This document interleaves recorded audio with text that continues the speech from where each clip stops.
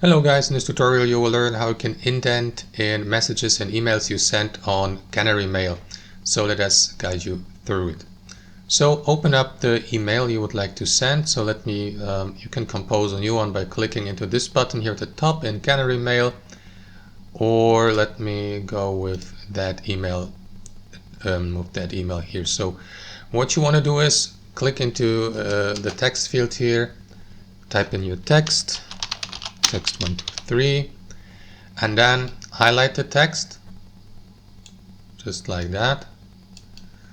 And what you want to do next is select one of these options here to the right, outdent or indent, and simply use it to indent it or to outdent it. And let me do that also for the next line, and then another one, and you will see the indent here.